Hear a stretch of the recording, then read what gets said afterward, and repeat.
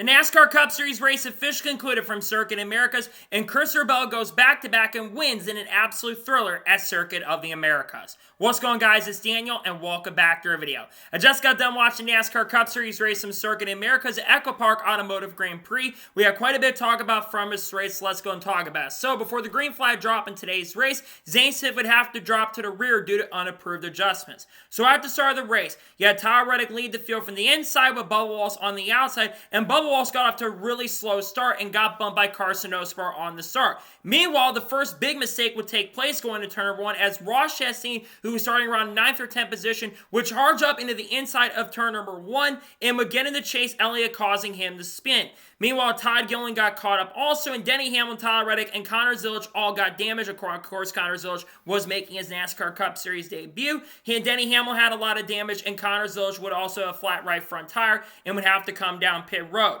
Meanwhile, Tyler Reddick would have a pretty big lead over Bubba Wallace, and they would maintain the front positions. And then we had an incident on the front stretch between Ty Dillon and Austin Cindric. Ty Dillon got forced wide and basically got turned and right-reared into Austin Cindric. I think Cindric may be getting some penalties for that because I don't care if you get moved out the track. You can't right-rear somebody down the straightaway. There's a really good chance of possibly some penalties may be coming for Austin Cindric and could be some suspensions coming his way. We almost saw Zane Smith get collected, and that was able to continue going. Meanwhile, we saw Noah Gragson spin in turn number one near 25th position, but was able to continue going. Meanwhile, Shane Van Gisbergen would be the story of the race early in this event. His car was not great on the takeoff, but on the longer run, that car started moving in, and Shane Van Gisbergen was catching Bubba Wallace. Meanwhile, Bubba Wallace, unfortunately, would get a penalty going into turn number 5 because he shortcut turn number 5 and would get a penalty for that and would have to come to turn number 13 instead of coming down pit road, which I felt like was a much better penalty. Meanwhile, on there, Shane Van Gisbergen closed in to try to challenge Reddick to get the run there at the end and was doing a really good job to get there. Van Gisbergen got a really great run on Tyler Reddick as they battled for the lead, and eventually Shane Van Gisbergen was able to take the race lead, and Kyle Busch would move up to second. But Kyle Busch would maintain track position and started catching him very quickly. Meanwhile, green flag pit stop started happening. Josh Berry came in first. Then the next lap, Alex Bowman and Michael McDowell, Chris Buescher, Riley Herbst, Brad Keselowski, Ryan Blaney, John Hermanchek, and Justin Haley would all come down pit road, and Michael McDowell would get a penalty for basically the crew being over the wall too soon. Then we saw a lot of guys come in, including Kyle Larson, Daniel Suarez, William Byron, Chase Briscoe, Carson Hocevar, Christopher Bell, Ty Gibbs, Ross Chastain, Ryan Preece, Denny Hamlin. And then the next lap, the leaders, Shane Van Gisbergen, Kyle Busch, Tyler Reddick, and AJ Allmendinger all came down pit road, and Shane Van Gisbergen would get off pit road first of these guys. But Bubba Wallace and Joe Logano, they decided to stay out, and Bubba Wallace would come off the corner and win stage number 1. And then during the caution, Chase Elliott would come down pit road to try to fix the broken tolling. So then on the restart, you had Shane Van Gisbergen lead the field from the outside, inside with Kyle Busch on the outside, and Shane Van Gisbergen got a decent restart and was able to clear for the lead, with Tyler Reddick moving up to second, but eventually Kyle Busch was able to move up to second. And then we had a really great battle between Kyle Busch and Shane Van Gisbergen, but Kyle Busch was able to take the lead. And then about 10 laps later, SVG's long run car really started coming in and was able to pass Kyle Busch once again for the race lead. Meanwhile, Kyle Larson would get a penalty and was issued a penalty for shortcutting the corner in turn number 3 and would have to come to a stop in turn number 13. And once again, green flag pit stops started happening. Brad Keselowski and Austin Dillon, they would come down pit road first. Denny Hamlin at that time also would get a penalty. And then the next lap, Daniel Suarez, Tyler Reddick, Chris Buescher, Ross Chastain, Justin Haley, Ty Gibbs, and Austin all came down pit road. And then the next lap, all of the main guys, William Byron, Christopher Bell, Chase Briscoe, Connor Zilisch, Alex Bowman, Carson Hocevar, Kyle Larson, Joey Logano would all come down.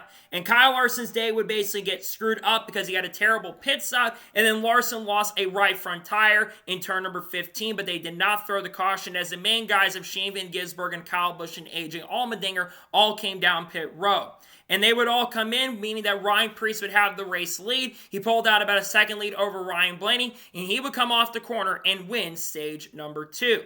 Then we would basically see the race remain caution-free at the time, and then we started seeing some guys come in. Ryan Preece, Brian Blaney, Bubba Wallace, Denny Hamlin, Cole Custer, Chase Elliott all came down pit road. And then on the restart, you have Michael McDowell lead the field from the inside with Kyle Busch on the outside, and McDowell got a decent restart and was able to clear for the lead, but Kyle Busch got the lead back. Meanwhile, AJ Allmendinger got a great run on Shane Van Gisbergen and was able to move up into second position. And then the first big incident, and really the last big incident of the day, would take place going into lap number 50 when Daniel Suarez, who was running in 6th position at the time, would lose it off the corner and spin going into the final corner and would spin to the gravel, and Connor Zilisch would get collected and spin really hard into the outside wall, ending both of their days, bringing the caution out. Just a big mistake there from Daniel Suarez. This was a really big weekend for Suarez. He needed to perform. He was doing a really good job today, but unfortunately just a bad ending to his day. He came across the track and ran into Connor Zilisch. A tough end to Connor Zilisch's day. He was doing a really good job recovering from that tire issue and getting caught up in that wreck on lap number 1. He showed a lot of promise, though, was running inside the top 15, but his debut unfortunately comes to an end. He'll get more opportunities, though he might be in that 99 car next year by this point next year. So then we would get back restarting with Kyle Busch leading, which being well, Alex Bowman got a penalty, but we got back restarting with Kyle Busch leading the field from the inside with AJ Allmendinger on the outside, and Kyle Busch got a fantastic restart and was able to clear for the race lead. Meanwhile, Shane Van Gisbergen would struggle on the restart and drop really far back. Meanwhile, Alex Bowman would unfortunately spin near 30th position, but was continued racing, and then we started seeing green flag pit stops. Michael McDowell would come down pit road first, then Cole Custer came down, and then eventually we saw some really good racing middle of the field when Shane Van Gisbergen was getting really aggressive and moved up to around 5th position. Meanwhile, we continued going, and we saw a really great battle up front between Kyle Busch and Christopher Bell, as Kyle Busch really started pulling away from Bell, and it was becoming a really intriguing battle up front. But then all leaders would come down pit road. First, Byron, Reddick, Briscoe, Chastain, Buescher all come down pit road. And then Kyle Busch, he would come down pit road, handing the lead to Christopher Bell, who would stay out for the next couple of laps. And Christopher Bell would then come down pit road, handing the lead to Shane Van Gisbergen.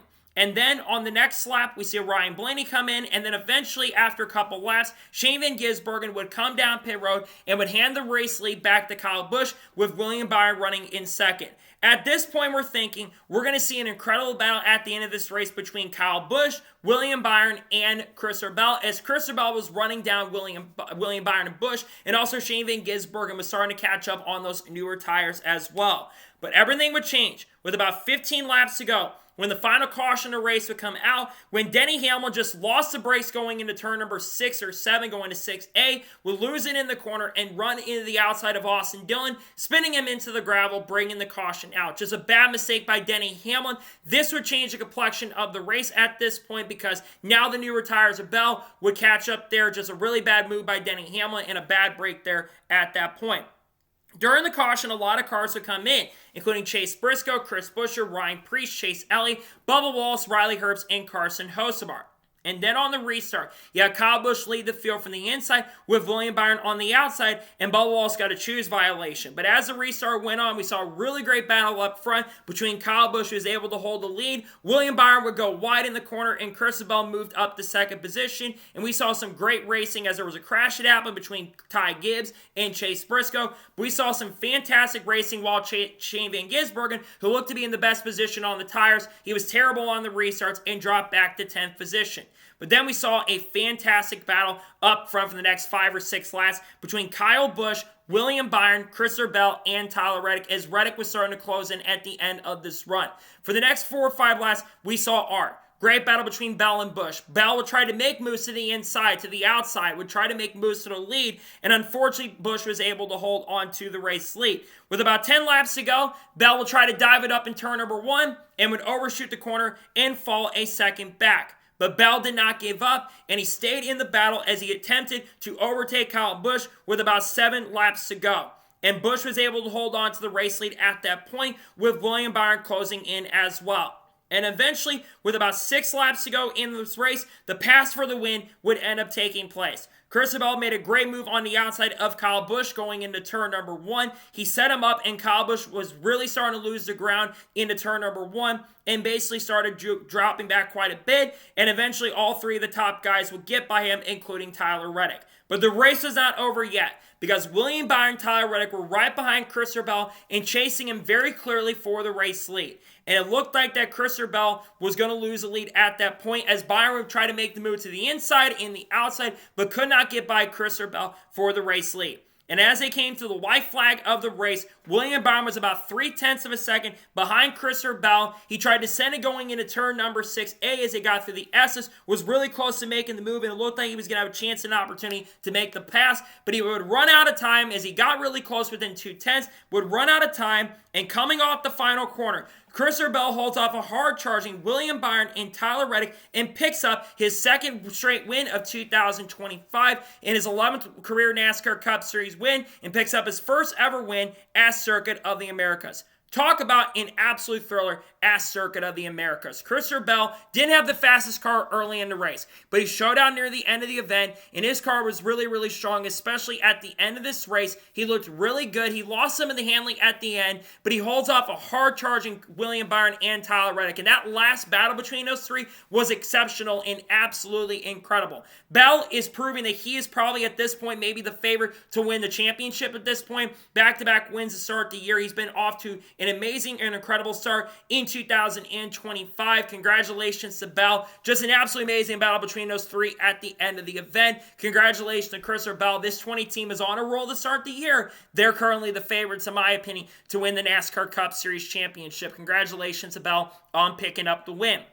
So now we're going to talk about the overall race as a whole. I'll give my score and thoughts and look at the race results. So Christopher Bell picks up the win. William Byron finished the second. William Byron had a really good car on the long run. His car wasn't as good on the short run, but on the long run, that car was really good and comes home with another really strong finish in second place. I want to see that speed maintained through the middle of the year, but Byron's off to a really good start. He finishes second. Tyler Reddick finishes third. I wasn't sure if Reddick was going to maintain that speed. The car was not that good on the long run for Reddick, but he made up a lot of ground near the end of the race and comes home with a very solid top 5 finish in third. Fantastic run for Reddick, who we know is really good at road courses. Chase Elliott finishes fourth. A fantastic comeback. He was at one point almost a lap down in this race and comes back to finishes inside the top 5. Yes, he did have fresh tires near the end of the race. It definitely helped him for sure, but a fantastic day for Chase. Gets himself a top 5 finish. Great run for the 19. Good to be resilient and great bounce back for the number 19.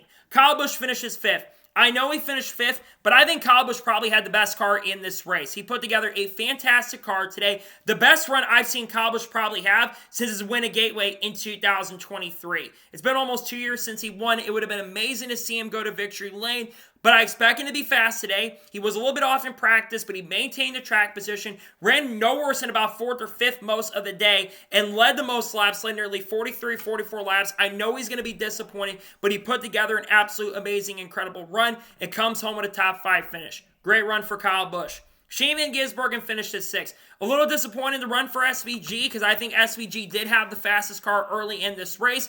Unfortunately, the car was terrible on the short runs, and the restarts at the end of this race, especially that restart after his teammates crashed out, unfortunately killed him. His car was really, really good on the long run, and he could catch up and maintain the track position up front, but it seemed like when he got in a dirty air, he lost a lot of that potential he had, but he does come home in a top 10. He still had a really good car today, just not enough to go to victory lane, but it's still a really good run for SVG. I think he's going to win a race for the end of the year because he's really good at road courses. Tough to not get the win, but still a really solid day for SVG. He did get a lot of points as well and led at the second most laps of this race. He finishes in 6th. Chris Buescher finished 7th. Quiet most of the day, ran around 15th and 20th, but he put on fresh tires at the end. It comes home with a very solid top 10 finish in 7th. Good run for Chris Buescher. Noah Gragson finished 8th. He was in the top 5 with 10 or 15 to go. He really came out of nowhere. He was running around 10th to 15th a lot of the day, but I was not expecting that from Noah Gragson. So overall, a really good day for Noah. He's proven he's gotten better at road course in the last year or so. A solid day for him to get a top 10. Good run for Noah Gragson. Alex Bowman finished his 9th. Bowman had his worst run he's ever had at COTA and still comes home with a top 10 finish. A good run for Bowman, all things considered. Multiple penalties that cost him a shot at a good run. He comes home with a top 10 and 9th. And Todd Gillen with a solid top 10 finish. Qualified up front and stayed up front. Solid day for Gillen to get a top 10. Michael McDowell finished 11th. That strategy actually paid off after the penalty they received, and he comes home with a top 15 finish. Not a bad day for Michael McDowell. Ross Chastain finished 12th. He made that really bad mistake early in the race, and I think it cost him a shot at the win because I think he had a car capable of winning, especially from the speed he showed in practice this weekend. Unfortunately for Ross, it's not enough to get up there and contend after the damage. He finishes in 12th. Carson Osbar finished 13th. He was really good early in the race, but that car was really bad on the long run and was losing to Hamlin. Drops back to 13th. Chase Briscoe finished 14th. Decent day for him. Brad Keselowski finishes 15th. Not a bad day for Brad. Actually had his best road course race I've seen in the next gen era in quite some time. So solid day for Brad in 15th.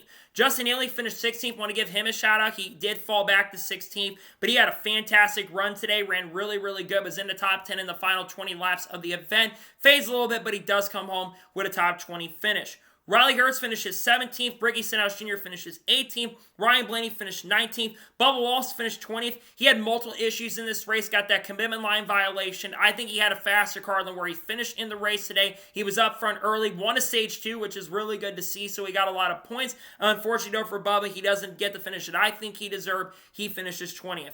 Denny Hamlin finished 21st. John Henry Nemechek finished 22nd. Cole Custer finished 23rd. Joey Logano finishes 24th. Austin Cindric with a really bad day overall finished 25th. Josh Berry finished 26th. Eric Jones finished 27th. Ty Dillon finished 28th. 29th place finisher Zane Smith. 30th place finisher Allmendinger. I think he had some sort of issues here at the end of the race, unfortunately, that cost him a shot at a great finish. He finished 30th because he was up inside the top 5 most of the day. I think something broke on that car and their tires were just junk and terrible at the end.